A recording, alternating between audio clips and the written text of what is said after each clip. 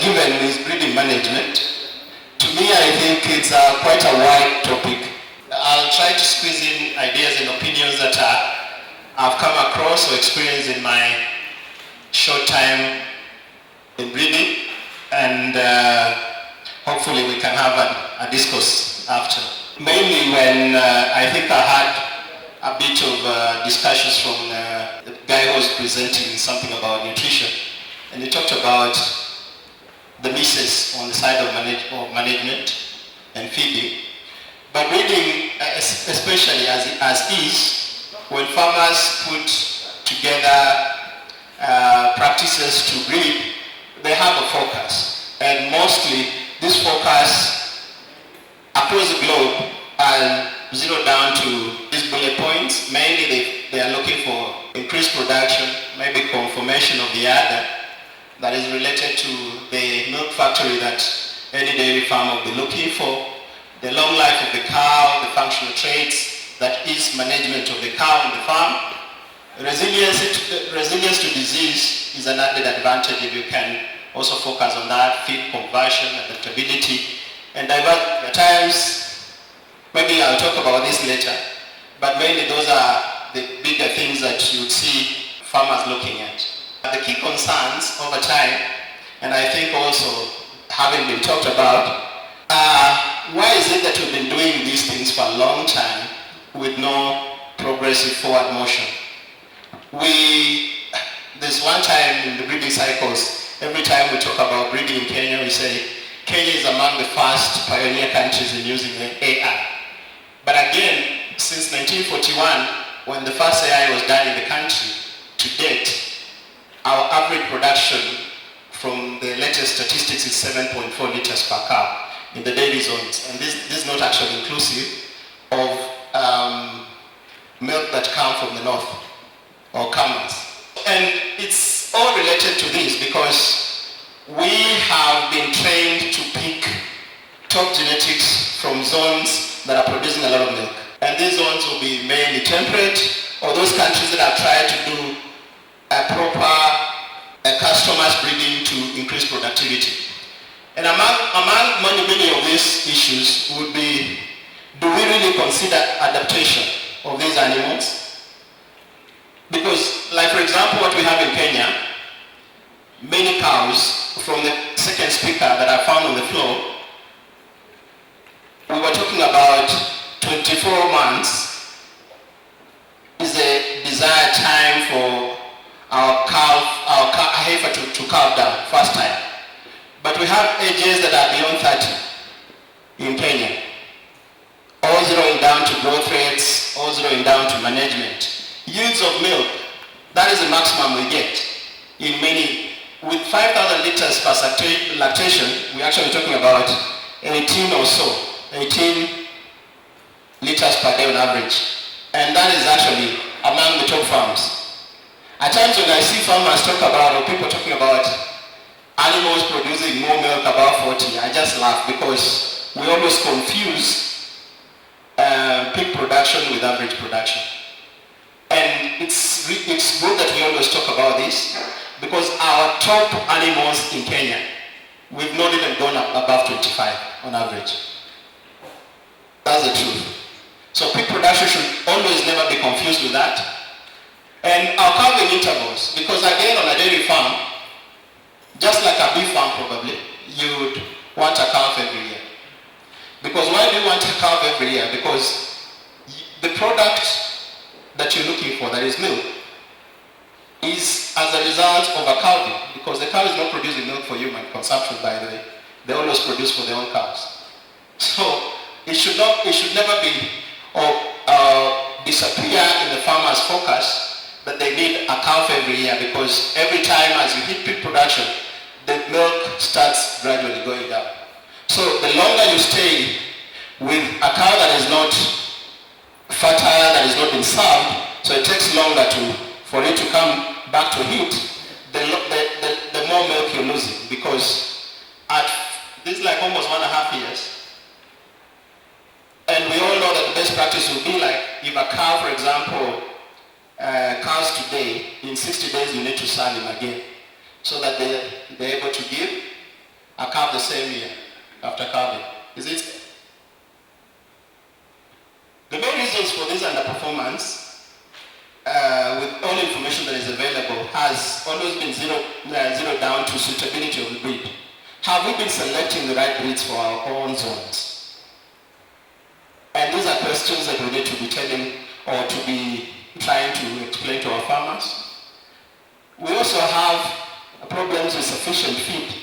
Sufficient feed still goes back to our so much exalted smallholder farming. If you have an acre of land with 2 animals, where will you get feed? If you have to buy feed, you have chances of rationing that feed and also affecting the nutrition plan of that animal. So our production system also affects this in a bigger way. Have we also looked at adaptability? I think is something that might be repeated there. Housing management. And again, we have a lot of cooperatives. I think Kenya has around 320 cooperatives. If you know that, statistically. 320 cooperatives trying to squeeze milk, including some in Western Kenya I'm working with right now, that actually collect 40 liters a day. And they're called cooperatives. They're not teaching farmers about production. They're teaching farmers to bring milk to the cooperative. Please, after milking, bring. If it's a quarter liter, bring. But they're not teaching farmers on how to produce more for them to even be profitable. So, importantly, what do we know about this? Do we really care to tell the farmer to mind the genotype and environment? And if not, then really are we doing justice to these enterprises? I was in Everett some 2-3 weeks ago or so, where there was a CPD and we were talking about extension services. And my discussion for that day was that we've seen industries that were known, or sectors that were known to be very profitable in Kenya, all going down. There was sugar, it's gone. Now we're actually losing maize. You get? The next we are going to lose is actually our livestock production. It's upon vets to come up with ideas that are suitable enough to tell our farmers the truth and also tell policymakers the truth, so that our kind of discourse or discussions change from perpetuation of an NGO-led agenda about smallholder farming to a profitable farming. Because we have farmers who are also jack of all trades. Farm with a goat, a duck, turkey, everything. But if you tell that farmer to, for example, eat eggs from their own chicken, they can't even feed themselves for a week. So that farmer is outside the bracket of sustainability. But we always say that smallholder farming is for sustenance. It's not true. So among all these points, performing genotypes, when you talk about high-performing genotypes, they require excellent management. So if, for example, you're a farmer getting a hosting from US or Canada or whatever, then you need to also ask yourself which kind of environment has this animal thrived in. Don't expect that animal to come and perform miracles in Garissa or in a hot environment grazing by the road, the way we see our animals being grazed, and yet we complain about production. It is also known that if you bring this exotic breed and you compare it with your common animal, here, our zebu, under the same conditions, the zebu will outperform the exotic. Fair and square. Why? Because this animal is more tolerant. This animal is adapted to these systems. But again, our agenda about production of milk is always about exotic animals. Because even school, when we went to school, we had in agriculture, we were taught about dairy animals. Is it? And if I ask everyone here what a dairy animal is, they'll tell me about the 5 common ones. Is it so? But we don't talk about what we have as well. Improved genetics also is just a tool to improve production. There are many other factors. Breeding cannot stand alone. And I think the speaker that was on the floor when I came in talked about it. Only that numbers are different from my perspective. I think genetics will be 30, not 20. 30, the environment 70. So again, as a matter of accentuating my point, we have to look at the climate, where we are at, where we live. Do we have available nutrition to feed these animals that we are breeding? Do we need animals that can also have a certain degree of resistance to disease or parasites, for example? I went to some farms in Nairobi, and I can't mention names, but this was a learned, those people who say they're learned friends. There's a senior council in the country. And he had a serious worm-body on the farm. Reason is because where the animals were feeding from is where they were sleeping, and his reasoning was that the manure that comes from the cow will fertilize that land for future pasture growing. But I told him it's a simple thing to confine this animal in one corner and spread the manure later. Because now it will be warm today, and the eggs are just being dropped there. The animal is actually picking them immediately after deworming. But some of these things we also do not consider, because that person probably needs a more resilient animal than whatever they have, because they have hostages. Management skills. Farm managers in Kenya is something that we know is a problem. So we turn Class A dropouts or those people who felt terribly informed for to be our farm managers. Why? Because we want to pay cheap money. And we also, when there's a training like this one, those farm managers are never exposed to go and be trained. They have to stay on the farm because after all, they are your employees, you pass information to them to do. But how many times are we at home as well? That's another issue about how we manage our genetics on the farm. Availability of labor, I think, is the same thing. Availability and access to profitable markets. It's something that can be discussed at a later stage. Further, I think is maybe closer to the same. The phenotype, the animal that we're looking for, should be a mixture of the two. What about our temperature humidity indices that we have in the country? Do we also consider, like I've admired a farm in the coast, where a farmer clearly knew that the animal that can survive there would be Jersey, and I think the best Jersey farm in the country should be Kilifi Plantation. I think all of us can agree to that. But that farmer didn't go to a hostel. There is another farmer who is trying to do some very exciting stuff in Malindi, I think, as well, or somewhere there, who's trying to also cross bloodlines to just check out how they perform. But you know why I'm talking about this stuff? Is because we are the guys to tell the farmer. It shouldn't be the other way around. We should be the people to tell the farmer. But again, even some of us have enterprises suffering from the same problems, not finding solutions about the same. Definitely, increase in temperature and humidity affects animals. And there's an imminent risk to heat stress. This goes without saying that we are actually transporting an animal from temperate zone to a tropical zone. What is common in tropics? The same high temperatures, same high humidity, and what else? Tropics are also, with the temperatures that we have and the conditions that we also have a very big burden with microflora. Yeah? Which apparently are these bacteria that you can't find in temperate areas. These the East Coast fever of this world, all the kind of pathogens that cannot thrive in those other areas are here, and they affect animals. Is it? So, like for example, why I also just wanted to mention about something about this is, have we as people in the tropics also understood something about stress? That these animals, yes, they can be of high genetic value, but they can't perform. Basically, they can't. Because that is where we are at. So, impact of feed stress on intake of feed. You need feed to produce milk. You need feed for animals to grow. You need feed for everything, physiological and maintenance. So, if we know very well that when you have heat stress, one, the animal uses a lot of energy to maintain its body because it has to temperature regulate. The dry matter intake of that animal, the animal might be panting. So animals actually move out of feeding zones, and when you go to some farms who actually graze animals, you find animals on the fences trying to shelter. Is it true? Some of these things are just simple facts, but they happen. Rumination and chewing decreases. Why? It's because rumination produces more heat. These animals trying to temperature regulate. It can't ruminate further. It can't ferment further, because if it ferments further, temperatures continue. Is it?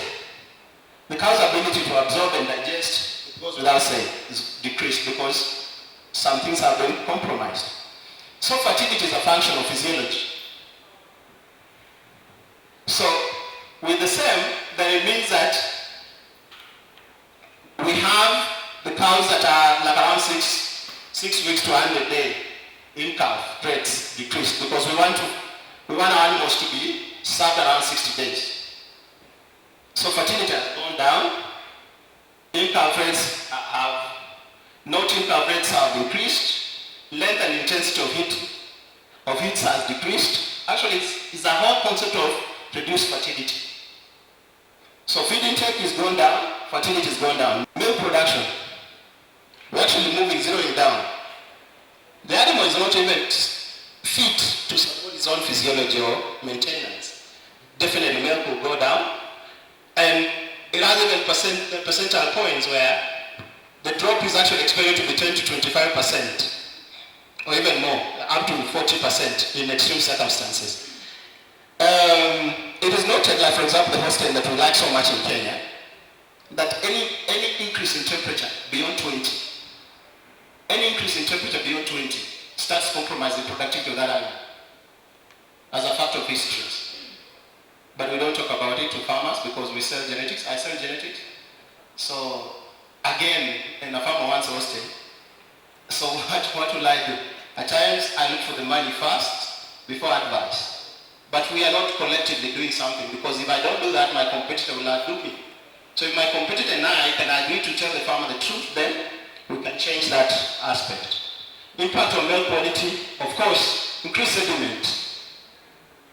Yeah? In the milk, it's explained there, increased adder infection. I think it goes without saying. Impact on cow health. If rumination stopped, would buffering be stable? Questions to talk about: decrease in rumen pH, risk of luminoacidosis, risk of laminitis, immune function suppressed, and risk of mastitis. So I took time to put together these are slides that I got some time back, like 5 years ago, from a professor in a university in Wisconsin. And he tried to profile these animals in this way, trying to put numbers or information around them. And like Holsteins, I'll not talk so much about the origin and everything, but it's the largest genetic pool we have in the world. It's the highest in milk. But this cow has the lowest heat tolerance. Yet, Kenya, 80% of dairy animals are Friesian Holsteins, is it? This cow, okay, components of milk is something that is not for discussion here, but it also has a very high rate of reproductive inconveniences. Farmers are not aware, because again, when you go to many farms, farmers will tell you that my cow is not cycling, my cow has silent heat, my cow is not showing heat signs and all those. But this animal is also huge, something we shouldn't forget. A huge animal, if we have less feed in our farms as a usual standard, and this animal is bigger. So the effects of lack of feed affects this animal even more. Is it? The brown Swiss is not a common breed, but some people in the coast are also keeping it. It can grow fat, so it can be dual purpose. But it's a heat tolerant breed. Why is it not so common in Kenya, for example? Because the Muzungu brought us the Friesian, is it? So brown Swiss was never talked about, but apparently probably that's a more suitable animal here. Maybe, just proposing. It's not like I'm saying that. I don't have it in my tongues. So don't say that this guy is proposing something he has. It's slow production, a bit, and slow maturity, but what is it in tropics that we are looking for? Probably it has some factor there. Let's talk about the Asha. Asha probably Kenya might be the only country with a lot of Asha in Africa, in the world. I don't know if you're aware about that. Because Asha breed is dying across the globe. The reason is because we copy what the Muzungu does. Now the concept here is they're either looking for a lot of milk or a lot of components. So they found two breeds that can give both, that can give either components or milk or volume. So the Holstein will be producing volume and the Jersey will be the cow that produces a lot of components. So they've foregone every other animal that is in the middle that might be of benefit to us as well. Remember when we were young, I think my age is on average maybe lower than the average in the room. But the point is, there was some time while I was young, there was a cow by the name Guernsey. If you ask people now, the Guernsey breed is almost depleted. The Asha is dying because actually what we have, a lot of the Ashas that you find is actually a mixture of some Scandinavian red and some bloodline of Ashas from maybe other centers. But the Asha, because we graze animals, these cows can graze. These animals have low somatic cells, so privilege to mastitis is also limited. Yes, they have a small genetic base, but you progressively can grow something. I think it's something that decision making should be made. Also better components, low production to Holsteins, fairly hardy and adaptable. The Guernsey, also small genetic base. It has something that people are looking for everywhere, beta carotene. But again, the breed is actually gone because people are not looking. Not everyone is looking for beta carotene. People are looking either volume or components. When you look at the Jersey, it's probably the smallest of all the dairy breeds that we know. Has the greatest components. Is fast in maturity. It has the best feed conversion in all dairy animals. It actually is better in reproductive efficiency than any other. Is the most heat tolerant. Low production, but again, at 7 liters on average, the average producing Jersey in America, for example, is actually producing an average of 24 liters, which our highest farmer with the Holstein is not producing. But we still think that the Holstein is a solution. Am I communicating something? Because at times, farmers are chasing something. Every farmer wants a Ferrari, but they can only afford a tractor. You get the point? So you want this big thing because you've been told about the big things it can do, but you can't afford to manage it. So please just move away from it and get something that you can manage and produce something that will be profitable to you. Something funny about Jersey is as well that this cow maybe can eat half of the feed that Holstein will feed and produce equivalent milk. So it's a small type animal, which means management of the farm is also reduced. Are you together? So now some thoughts that I've just came across in some of the write-ups in the internet.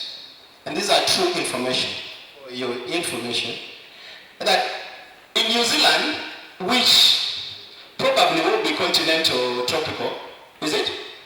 Which plane is New Zealand? Yeah? Temperate. It's temperate. But they've chosen to do what? To do crosses. The biggest breeding company in New Zealand goes by the name LIC.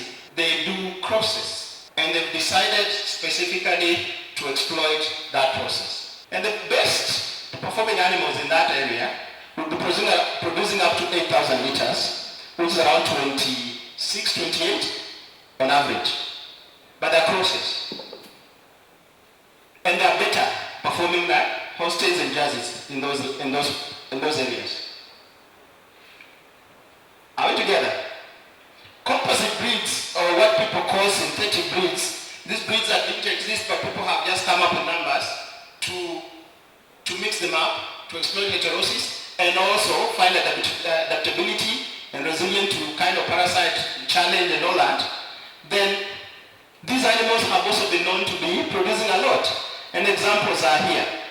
In Jamaica, there's an animal called Jamaican. In Jamaica, there's Hope. In Caribbean, Jamaica Hope. In Australia, there's Australian milking zebra. They've mixed. And Australia is on the tropics, is it? Is it? With even higher temperatures than us at times. Is it? And they have exploited breeding to get something that is a cross. They also have mixed a Frisian and a Zygon to come up with a breed that can produce more milk. And Frisian Zygon produces up to 6,000 liters, which is an average of 20, which we haven't even gotten to, most of our farmers. Brazil, I had an opportunity to visit Brazil 3 weeks ago, and this something called Girolando. It's now a frenzy with many farmers in Kenya. People want Girolando. But they want Girolando, but all they are missing is Girolando is just a cross. There's no breed called Girolando. It's just a Frisian mixed with a Zebu that they picked from India with dairy capabilities. Within Kenya, I'm sure, even the vets who are senior, I'm sure there's a Zebu that has been seen somewhere that has dairy potential. That can be mixed probably with the best producing Frisian to come up with something that is synthetic but suitable for the country. So Girolando is actually a mixture of, they've tried 50-50. They try to assess its performance. They try to go 3/4, but the most stable to them is 5 of 8. And they say that is the best performing Girolando that they have. But it's because a country was stuck, like Kenya today, having imported in genetics from exotic lands and never producing. Then they started thinking about alternative ways. Are we together? So Girolando actually on average produces around 22 liters. On average. So I go back to the same kind of analysis. So what are we looking for?